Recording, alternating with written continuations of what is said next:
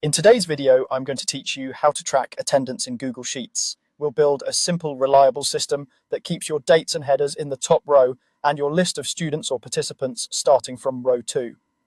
This approach keeps everything organized and makes it easy to mark who was present on each day. Start by setting up your headers. Click into cell A1 and type student or participant name. This column will hold your list of people, one per row starting in A2.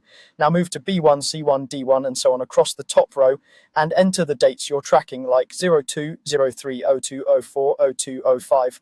Keep the format consistent so it's easy to scan. If you're planning a long range, it can help to lay out a few weeks worth of dates up front. Next, let's make attendance marking quick and error-proof with checkboxes. Highlight the grid where you want to record attendance, starting at the first date column and going down to cover the rows you need. For example, B2 through Z100 works well if you expect up to 100 people and many dates. With that range selected, go to Insert, then choose Checkbox.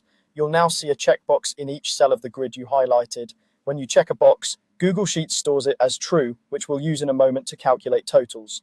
Unchecked boxes can represent absent days, keeping the system simple and visual. Finally, add a running total so you can see how many days each person attended.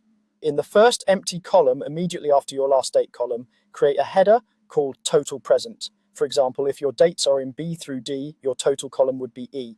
Click into E2 and type the formula count if B2D2 true. This tells Sheets to count how many checked boxes appear in that row. Then drag the fill handle down from E2 to copy the formula for every person on your list. If you add more dates later, just adjust the formula's range to include the new columns. And that's it.